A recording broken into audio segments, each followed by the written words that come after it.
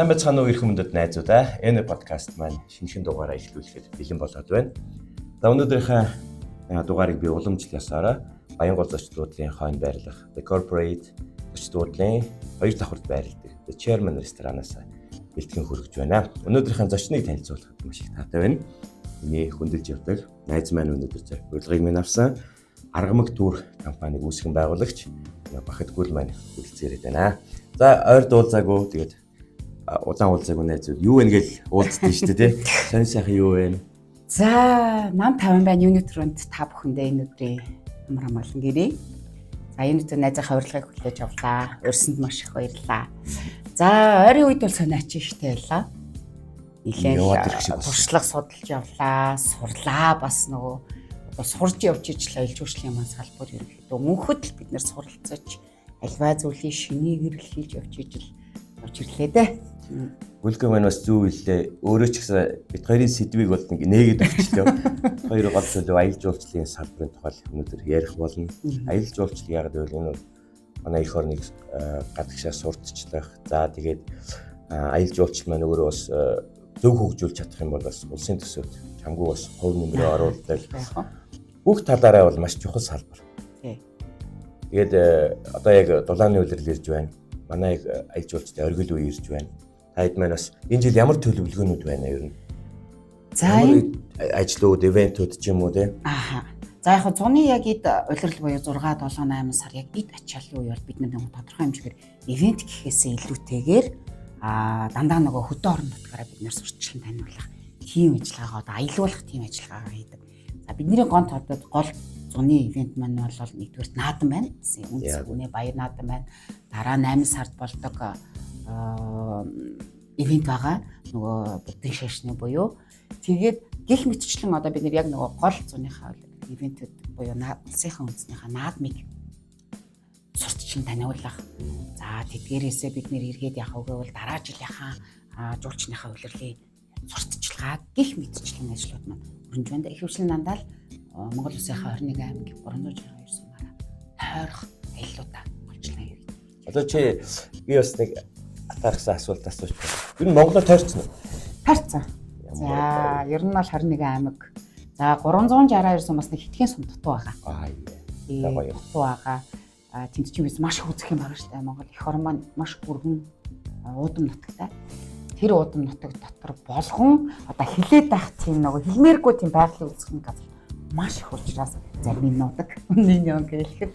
Яагаад гэвэл энэ чинь нөгөө тогтворт одоо жишээ нь бид нэр салбарын хувьд тогтвортой аялал жуулчлал жүүлэх. Энэ чинь бид нэр аялал жуулчлалыг урт удаан тогтвортой хөгжиж өнөдөр явдаг учраас аялал жуулчлалын ерөнхийдөө өөрөө доторх одоо бодлого маань нэгвэл бид нэр ямар үед нь ямар байгалигаар гарах уу, ямар үед нь ямар үед нь зорио очих газар өрүүлэх үү тийм ээ. Гэх мэтчлэн бас нэг тодорхой тогтолцоо байгаа л да. Бас доторх нууцлаг бодлого. За тэгэхээр аялал жуулчлал хамгийн гол субъект нь бол жуулч. За танад бас судалгаа байдаг. Манайд ер нь ямар төрлийн жуулчд хөвчлээ. За ер нь бол нүүрлчин бол гэдгээрээ за бидний мэдээж хоёр хөрш маань байна. Орос гэдэг маань. Нэлээдтэйгээр сүүлийн жил уулнууд Европ бол айгүй маш их сонирхолтой байдаг. Яг дөрвөн утны хараа.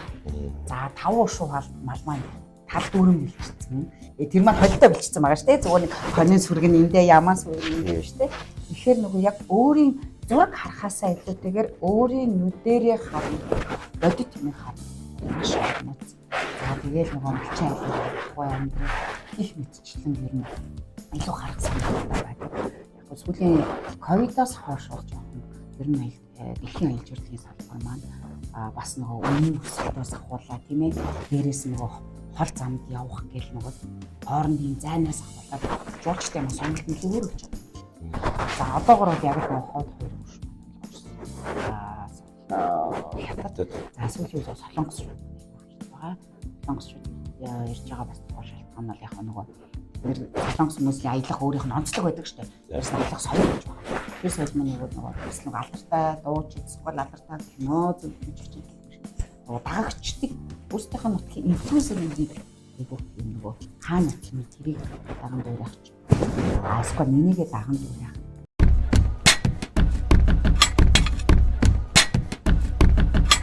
Сүүлийн үед дахиад би нэг бас нэг ингэ сонсоод байхаар одоо манай Дэхүү хамтлаг юм шүү дээ. Тий. Дэхүү хамтлагыг Европынхан айгүйх юу гэвэл яг энэ дуучид хамтлагийн төрсөн нутаг буюу Монгол улсыг үзмээр юм гэж яригдчих хэлсэн байна. Ер нь. Тэгэхээр нөгөө одоо ингээл бид нар амар гоё энд очиод янз бүрийн хийгээд штэ хүмүүс маань гадаадаас сурталчлаад штэ гадаадд Монголоо. Гэхдээ илүү дэмжих юм маань бид Дэхүү хамтлагийн илүү дэмжих юм болов уу сайхан л бодлоо л доо. За Европод ингэж хард юм. За тэгвэл одоо жишээ нь Япон, Хятад тийм үү? Солонгос. За Солонгос арай дахиад өөр орж ирнэ. Япон Хятадууд маань юу гэвэл илүү тав тухай хичээдэг. Яг. Европч нь айгүй олон хоногор ирдэг тийм үү? Нэг дэр чам чи 10 хоног. За 14 хоног, 21 хоног сараарч ирдэг. А тэгвэл нөгөө Япон Хятадууд маань ерөөсөө л тав тух. Тэрийг л хүсдэг. Одоо жишээ нь Жошпол ч юм уу Баазын орон дээр очиод нэг гоё тав тух үздэг.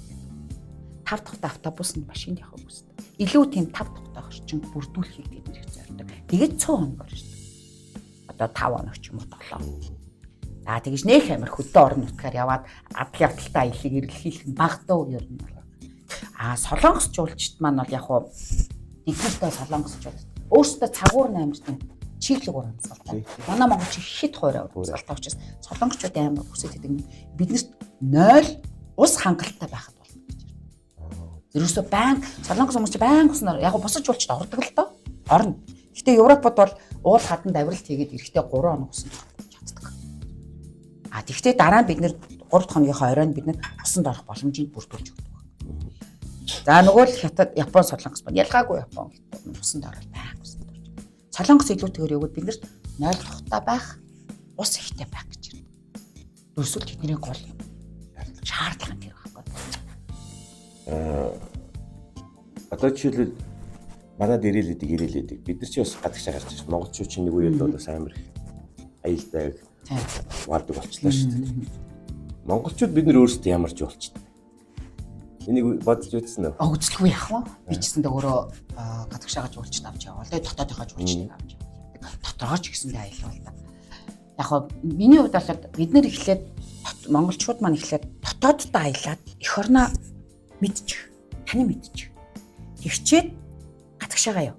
Би бол гадагшаагаа яваасаа гэж боддог. Илүү тэгэр. Яагаад гэж тэр хүмүүс чинь нөгөө гаднад очиод тэр орны соёлыг сурдаг. Соёлыг мэдрэлтэй. Тэр хүн яаж хоололж байна? Уух соёл нь ямар вэ? Жишээ нь алкогольны төрлийг хэтрүүлэн хэрэгжилж гин үү? Эсвэл ямар хоолтой юуг зохицуулж хизээ хаана яаж ууж гин гэдэг соёл суралцсан. Ямар доозоор хэрэгжилж гин. Хэтрүүлэн хэрэглээд байна уу? Нөгөө яг гоё өөртөө таарад бид нар гоё. Ямар өөх түүхтэй юм. Яаж тэр хүмүүс одоо нөгөө байгалаа хамгаалаад тэр жижигхэн газар нутагтай тэр гоё өвс ногоо цэцэг тариад байна. Хэмээ. Бодох хэрэгтэй байхгүй. Тэгээд дээрэс нь тэр түүхэн барилгуудаа яаж гоё хатгалж авч чадчихэна. Тэ? За тэгвэл нөгөө малтай хөдөө орон нутагт гарсан бол яаж тэр мал аж ахуйг хариулж байна. Өнөөдөр манайх шиг машинаар моциклоор малаа хариулаад тавьж байгаа яс заншлаа тийм ээ одоо уламжлалт арга алдчихж байгаа газар бол ховор л.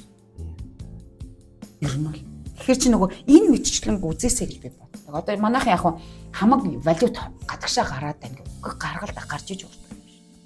Би бол илүүтэйгээр явж залуучуудынхаа илүүтэйгээр явж тэр тухайн орны соёл, харилцаа, хандлага, үйлчлэл.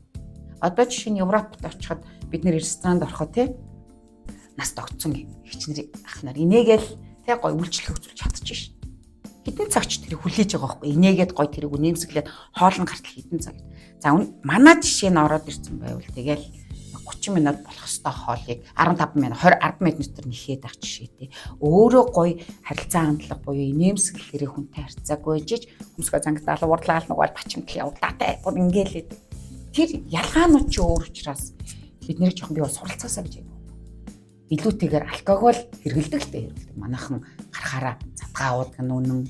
Гэхдээ ууж болно. Тэр бол хувь хүний асуу. Уухта хэмжээ хязгаар дооцоо. Монгол улсынхаа нэрийг бас бити тэ мартаарай. Эн чин Монгол улс жишээ нь ганцхан аялал жуулчлал гэхээр л нөгөө Монгол гэж биш байхгүй юу. Ерөөсөө хэрвээ та Монгол улсын иргэн болвол хаан ч очсон Монгол улс гэдэг нэрээ бити шаландаа уландаа гიშгийч. Та тэр улс төрсөн үнэн өгөх нь үнэр. Тийм болохоор тэрийг л айгүйх бодож байгаа. Нэг сошиаллаар жил болгон сэвдэм дөө тэгээд буудлаас тгийг хулгайлчлаа энийг гिचлээгээл тэгээд Таиланд очил архиулаа зодлоо гэн тий. Ингээд гэтээ ингээд чи нэг хэсэгкэ нэг тэр чин бүгд тийм биш. Бүгд тийм биш шүү дээ. Хэсэгкэ нэг юм өвөөгөө соёлгүй магадгүй тийм хүмүүсээс болоод яг чиний хэлдээ зөв бүхлөт улсын нэр гарч. Тий, улсын. Монгол паспортны нэр гарч. Тий, Монгол улс гэдэг л нэр гарна гэхээс биш. Тэрний тэр овогтой тэр тийм настай тэдэн гартгүй л байхгүй. Монгол жуулчд гэж ярина. Гэхдээ монгол жуулчд бол бүгд тийм биш шүү дээ. Ерөөсөл манайхан харин сто гоё юм гэр бүлэрээ найз нөхдөөрөө тий айгуу гоё тэгж аялаа сурж байгаа байхгүй. Тэнд амар гахалтай. Би бол тэрэнд амар гоё дуртай. Тэгэл нэг хөөхөн нас тий юм ойлгох насандаа өрөөгүй хүүхдүүдэд дагуулсан нөгөөд бол нэг хөөхөө тэгээд тэрэндээ гоё баясаал кайф аваад гоё түүх бүтээж байгаа байхгүй. Тэгээд одоо бас захим орчинд залуучууд маш их шүүмжилдэг нэг асуудал бол үн тарифын хувьд байт юм л та. Тэгээд аялал жуулчлалаараа бид нар чинь одоо хэдэн шууд санаанд л хэдэн кемпүүд маань буудсан шүү дээ тий. За ингээд тэрэлжд бараг 7 хоног юм бол хэдэн саяар амд ирэх юм байна. Энэ мөнгөөр чинь Вьетнам уу Таиланд явбал илүү тансаглах юм байна гэж харьцуулт хийгээд байдаг. Манайд нэрээ тийм тариф өндөр үү? За яг хөө эн чинь бас газар орноос шалтгаална. Хаана ямар төрлийн бааз зорио очих газарт баазууд маань тэр бааз маань одоо 60-аас дээш ортоо олж жуулчны бааз гэсэн нэрлэг. Энд чинь бас дотор өөрөөр ангилалтай шүү дээ. За нөгөө нэг 10 гэр барьчаад би баазаа гэхгүй байхгүй юу. За тэр 10 гэр барьсан бол хажуудалтаа заавал нэг хүн хариуцж байгаа, нутгийн иргэн хариуцж байгаа тийм үү? Ажилуулж байгаа. За тэрийг бид нэр дүүл зочны гэргээ нэрлэж байна. За 60-аас дээш ортоо болоод ирвэл яг жуулчны бааз. Резорт нь өөрөө дахиад түүнээс дээш гараа явчихна тийм. Ялгаанууд нь өөр.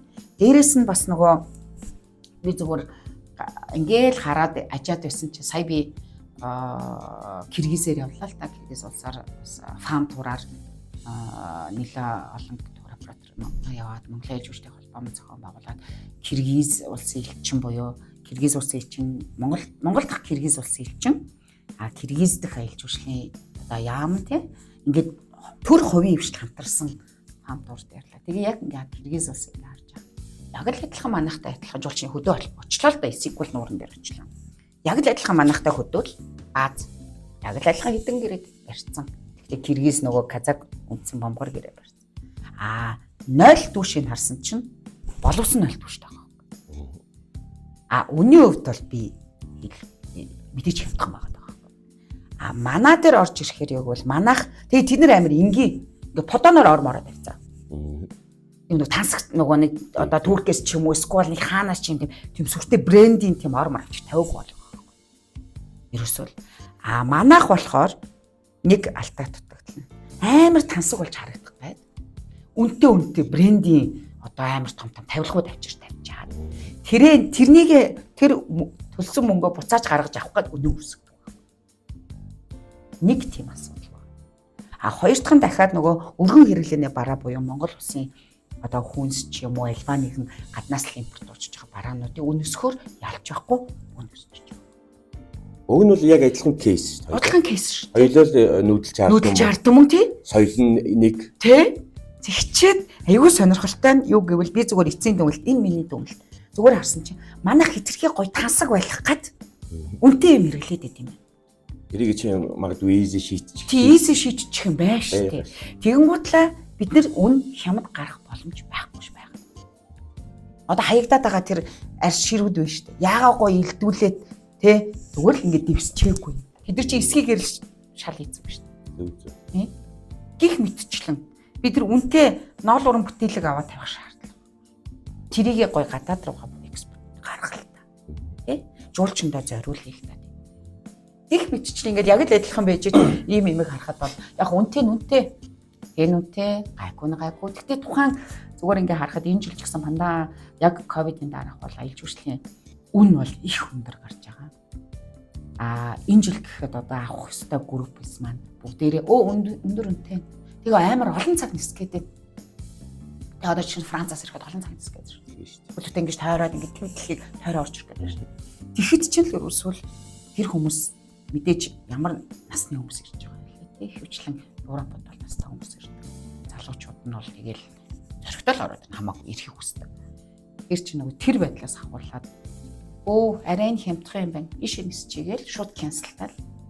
6 сар бол ерөнхийдөө бол Европын зах зээл бол маш бага байна. Жуулчны энэ жил. Нөгөө хоёр шудармад ойрхон 8 сард бол оргил үе. Наадам тий юу н одоо 8 сар байна.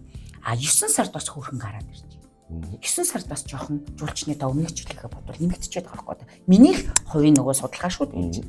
Тэгэхэд 9 сард ингээд нөгөө бидний цагуурын байдал яачдаг гэх юм. Сургууль соёлыг ороод ирдэг.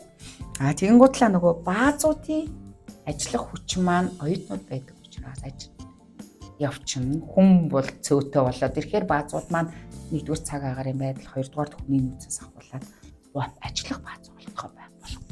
Ер нь ажиллах нь ховорлж байна. Ховор.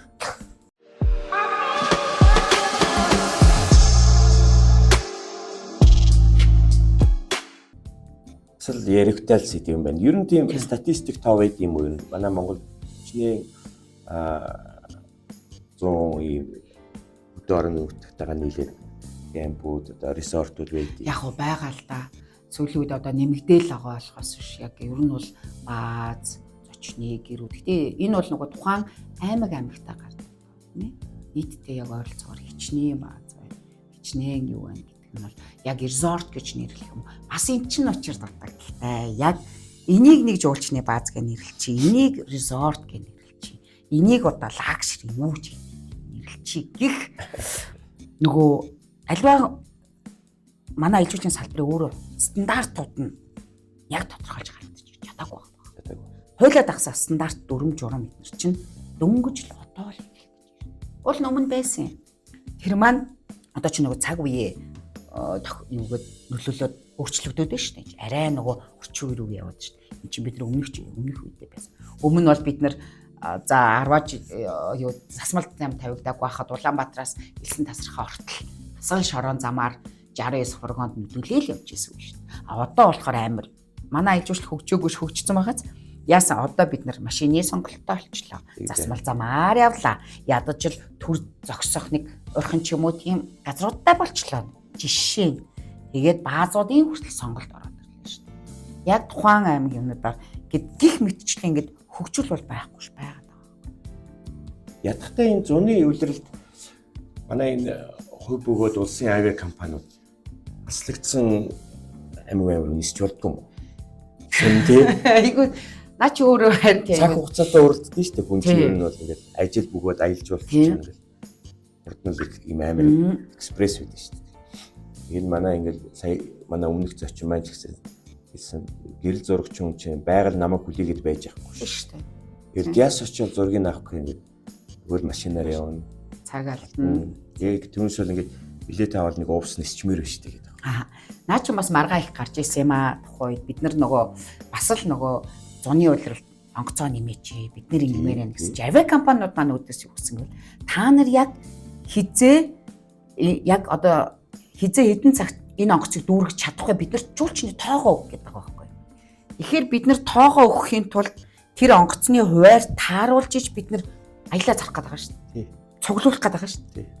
Гэтэл нөгөө авиа компаниуд маань яасан гэвэл үгүй танаас яг тэдний өдөр тэдний цагт ниснэ гэсэн хүнийхээ тоо өгч тэгээ бид нэр тэнд чинь тааруулаад биднэрт зориулаад биднээс нэхэд байгаа байхгүй. Тэгэхээр болохгүй болчиход байгаа байхгүй. Хоёр өөр болчиход байгаа байхгүй. Энийг чинь бас ойлгоход аюу хэцүү ойлгодог хүмүүс яг ингэж барьдаг байхгүй. Тэгэхээр наа чи биднэрт маргаа үсэхгүйш бид нар нэлийн мэтгэлцээ үсэж ийсэн. Тэр чи өдөр болгоно нисээд их. Өдөр болгоно нисээд ханаа авиа компанид чинь алхалаар нь бид нар ямар түлшээ ямар манай Монгол үйлдвэрлэдэг байгаа шүү дээ. Гаднаас авна. Ингээд 500 зөөхөн төлөө 1800 баян үлгэрөө нэг явалт таав шин чинь тэгээд тэнд чинь нөгөө бүхэл бүтэн маш том иргэний агаар авиа компани чинь маш том баг ажиллана шүү дээ. Тэр хүмүүсийн цайлан тэр хүмүүс чинь зүгээр мөнгө ажиллана гэж байна тий. Тэгээд дээрэс нь тог одоо юу гэдэг бүхэл урсгалууд байна шүү дээ. Тэгвэл яаж энийг зохицуулдаг гэхийг бол зүгээр л төр засаг энийг маань онгоцын нэмээд өгөх. төр онгоц авч өгсөн. Яг төрийн өмчт төрөөс л тий. Ядаж түрээсээр түрээс гэхээр нөгөө билетний үн маань нэмэгдэж байна. Түрээс нь өөрөө өндөр. За тэгээ шатхуун нь өөрөөсөө бид нэр Оросоос авдаг. Тий? Тэгээд ингээд ороод ирэхээр билетний маань үн. Ер нь нисэхэ болио. Ямар сандаа сүүлийн ер нь бол сүүлдээ нисэхгүй дандаа газраар гэдэг хамяал гарсан шүү дээ. Тэгээ одоо хэлээ сонирхолтой ч юм үзээл. Тэг яг нөгөө бас жуулчин бид нар үйлчлэх тодорхой хэмжээгээр журамтай л да. Бид нар өдөрт дээдл нь 250 км л тэр жуулчныг замаар явуулах хэрэгтэй. Тэгжиж тэр 250 км дотроо бид нэр 2 цаг тутам зогсолт хийх хэрэгтэй. Ийм жилийг нь амраах хэрэгтэй. Гэл яваад ирэхэд яг л бид нэг бүтэн өдрийн тал болчихдог байхгүй юу? Яг нэг 250 км. Тэгэхээр нөгөө яг газар явахд сонирхолтой байх илүү гоё, илүү бид нөгөө очих хэрэгтэй үзүүлэх юм үзүүлж тэр тухайн нутагт нөгөө тодорхой хэмжээгээр хөрөнгө оруулалт хийж л. Илүүтэйгээр яг хол одоо нэг том ивентүүд буюу холын нислэгүүд дээр одоо энэ жил гэхэд өмнө говь яаж юм? Яг л жуулчны үйлрэл болж байгаа. Нөгөө л замаа засна гэж сууж байгаа. Яг нэгдүгээр байгаль цагур байгаа, хоёрдугаар төр тэрийг маш хурд шийдэх. Эсвэл аль-алиндаа ч байгаль байх л да. Ер нь л. Ихтэл яг жуулчны үйлрэлт чинь бид нэр манай салбарынханд өөрсдөнд нь ч байгаа. Одоо бүх юм одоо бид нар сая шинжилсэн хуулиар мэргэжлийн холбоо гэж бий боллоо шүү дээ. Ерөнхийдөө нэг л төлхөр нааж байгаа шүү дээ. Тий. Тэр нь юу гэхээр одоо тэр жил болгон замаа ухах нөхөх биш. Тэгэл 10 жил гар хүрдгүй зам хийцэн бол үгүй юм асуудалгүй л байхгүй. Тий. Тэр нь одоо тэр нэг явчаа идэх хулгай идэх тэр асуудлаа л болчих шүү дээ. Энд чинь зөвхөн аялал жуулчч биш. Эдийн засгийн хувьд ч гэсэн айгүй том хохирол амс хот хоорондын тээвэр хийж гин хөрүүлрэл явж. Манай тэгээд бас тайд маань судалгаа байдгүй Монгол жуулчд маань яг хамгийн их үзэх дуртай, хамгийн их зорин ирдэг бүс нутаг аль бүс. Яг гоо судалгаанууд байгаа л да. Яг баруун 5 аймаг дээр орж гинөө. Дотоодынхыг ирж байна. Ер нь зүгээр нийтдээ юу? За гадныханд бол хөвчлээ ер нь л бол зарим нь бол ерөөсөө нөгөө ямар аяллаас шалтгаалж байна л да. Ангийн аялал бол хаашаа явах уу? Загсны аялал бол хойд зүг рүү явж байна. За ерөнхий аяллуудыг бол говьоос авахуулаад хангаан бүс рүүгээ орж байна тий. Тэгээд цаашаа одоо авиралт хийх гэж байгаа бол баруун бүс рүү явж байна гэдэг. Энийг ерөөсөө яг тухайн аймгийн одоо нэг тусгай хамгаалалтын газар нутгийн л тийм ээ тасалбараар л ойролцоогоор тоо гаргаад байгаа. Өнгөрсөн жилийн жишээ нь өмнө говьт ялын аманд орсон бол 30 мянган жуулч байна. 20 эдэн мянган жуулч байна. Тий зөвхөн жуулчингийн хувьд арай байгаа шүү дээ. 10 эдэн мянга. Аль бүс сертификатаас шалтгаалж чинь өөр тоо гардаг. Дотоодынхаа маань гэсэн л өөрөө аялж яхад дотоодын аяллаа тоо гаргахад бас нэг хэцүү юм тална. Манайхан би их нутагтаа байж яхараа мөнгө төлдөө. Тий. Уучлаарай, тийм ээ. Энэ мөнгө чинь тэр байгалыг л тусгай хамгаалалтаа газар тэр байгалыг л хамгаалах гээд байгаа шүү дээ. Арчилгаа. Тэр одоо нөгөө харууд манаа цалин тийм ээ. Яг энийг л хийх гээд байгаа болохоор манай нэг дотоодын аялагч нарын нэг дотоод би их орондоо байж яхаар мөнгө. Нэг 3000 төгрөг хүчтэй. Тэр чи байгаль ихтлийг хамгаалах гээд байна шүү дээ. Ийм гих мэтчлийн юмудаас гараад байгаа. Би бол яг энэ дээр болоо за нэг тэр аймагт хэдэн мянган жуулчин тэр аймагт хэдэн мянган гэж тоо ярмааргүй. Яагаад гэвэл тэр тэгвэл гаргаж байгаа тоонууд нь гарч л байгаа. Тэр нь гэхдээ хязгаарч бодит биш. Би судлахтаа юу гэвэл ерөнхийд нь судалдаг. Яг өөрөө яг судалгаагаа өөрөө ерөнхийдөө хийгээд яг миний юугаараа л гаргаж байгаа шүү. Би яг ингэж нөгөө одоо жишээ нь яам гаргаж штэ тоогоотой статистик тоо гаргаж чинь ерөнхийдөө ойлгоцоо тоондоо айгуу сайн юм шиг үлээ шүү. Тоондоо амар сайн байлээ. Айгуу сайн тэгэл нэг жоохон гой нэмж хэлэх дуртай юм байлээ.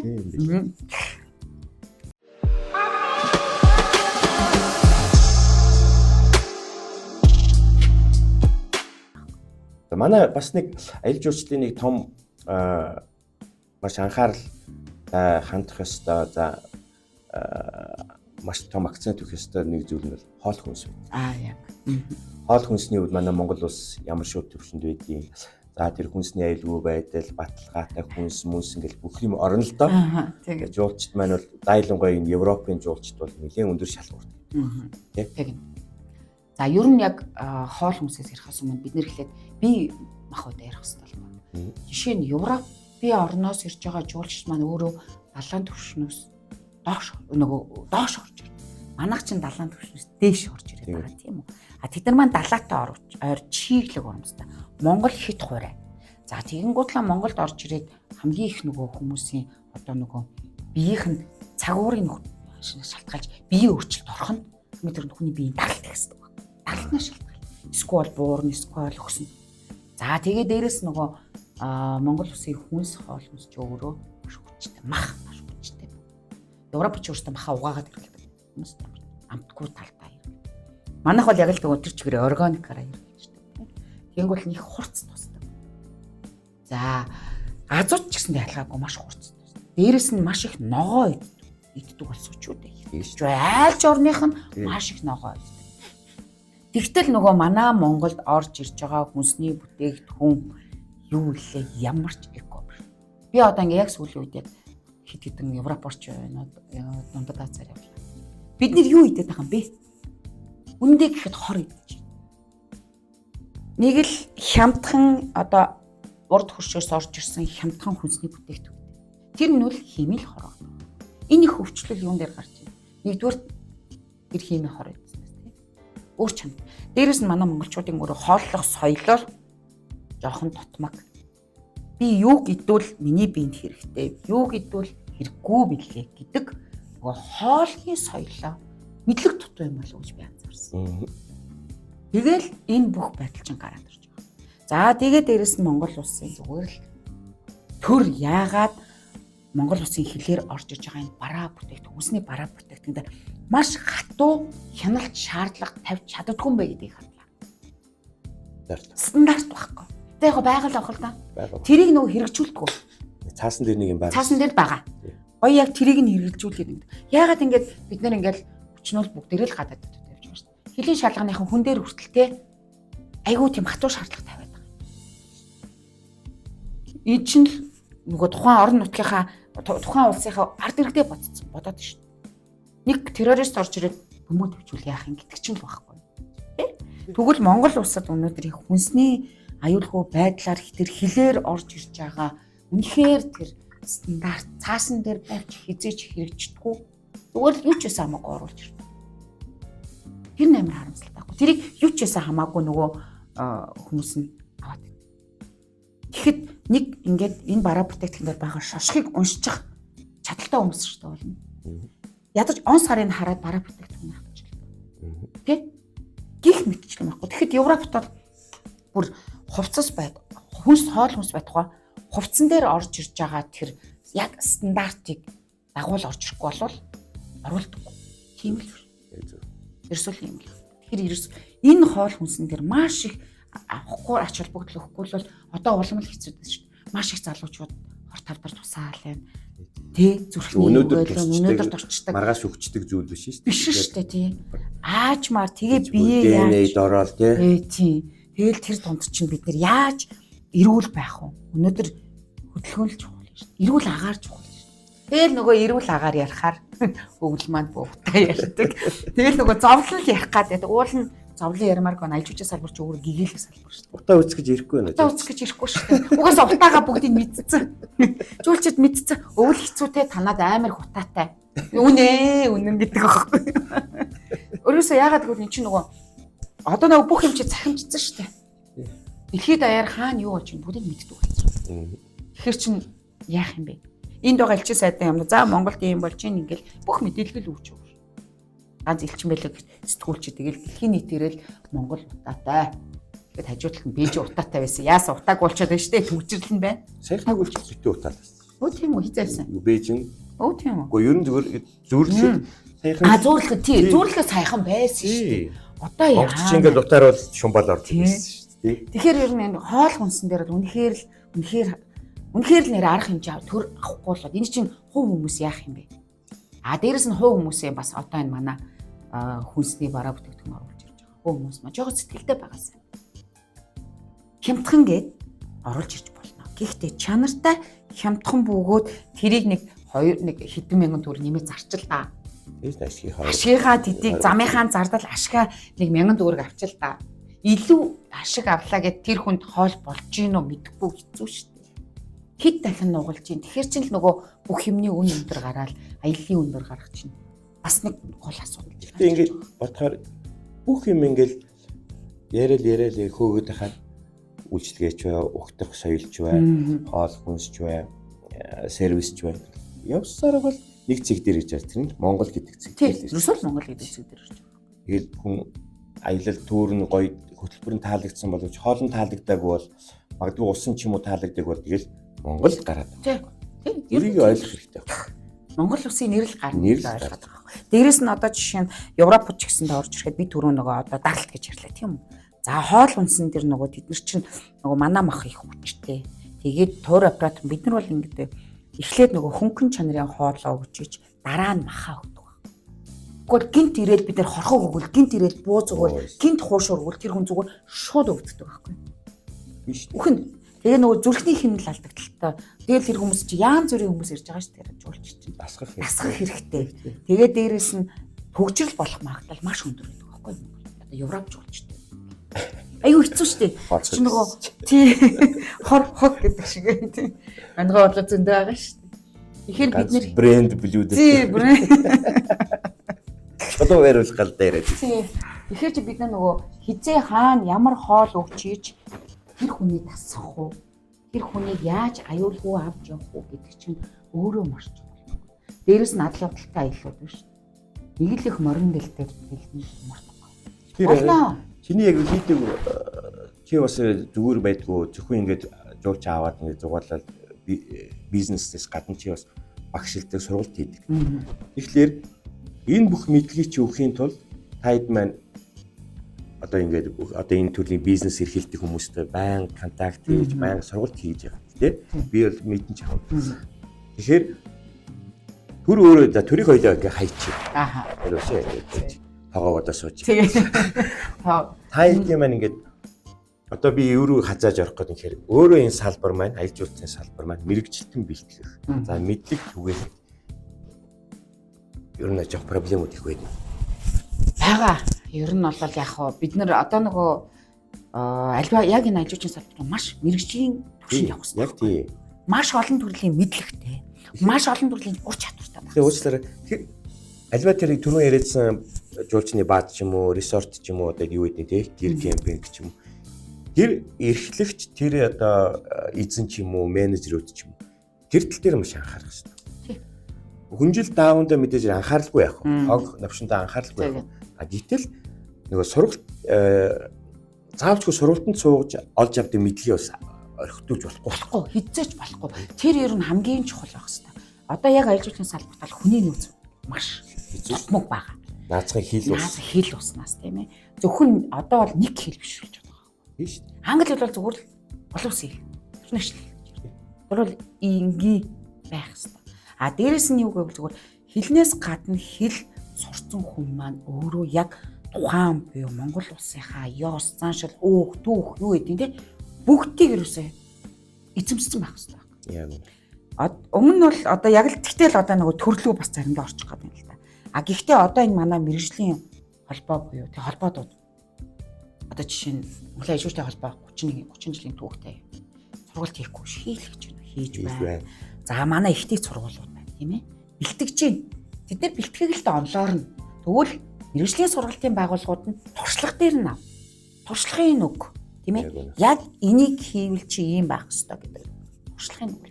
А дээрэс нь бид нэр өмнө нь гаргаж исэн алдааг одоо шинэ гарч байгаа хөтч юм уу тий одоо жашт буудлын нэг юу ч хэдийн өрөө үйлчлэгээ ч юм уу тий алдаагаар гаргахгүй тулд энийг хэлж өгч хэрэгтэй байхгүй сургалтуудыг. Одоо шинэ жашт буудлын холбоо ч гэсэн байна шүү дээ. Дандаа сургалт хийж байна. Менежерүүдийн хаянд сургалт хийж байна. За зарим нэг хөтч холбоодууд байна л да. Сургалтууд байна тий. Гэтэ тэр сургалтуудыг ингээ заримдаа харж байхад зүгээр яг л жоохон өөртөө мэрэгжлийн дутмаг байгаад байгаа. Нэг удаа нэг майханд хоноод зүгээр бороотоод майханд хоноод тийм үү цасан дисквал майхантайгаа дарагдаад үзчихээж тэр туршлагачийн хоримтлал нөхөхөөс ш шууд тэр хүн толгойд нь туршлагатай болж орж ирв. Жил болгоо одоо яг 21 аймгийг бүсчлээд сургалтууд яг холбоод мэрэгжлийн багш нар тийм ээ мэрэгжлийн хүмүүс ингээд сургалт ороодсан. Сүүлийн жил бол одоо ингээд тасалцчихлаа. Уул энэ их чухал байхгүй юу? Сургалт орж л байх хэрэгтэй. Юу л вэ сургалт орж явах хэрэгтэй.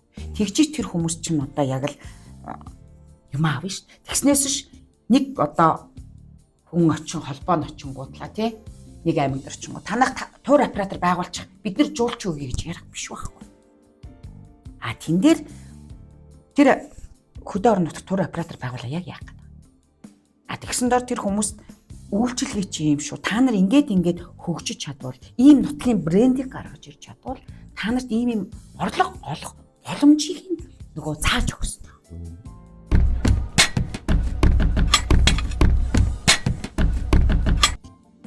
Одоо ингээд энэ салбар чинь бусад салбартай адилхан ингээл улс төрөөс бас хамааралтай болчиход байна л да.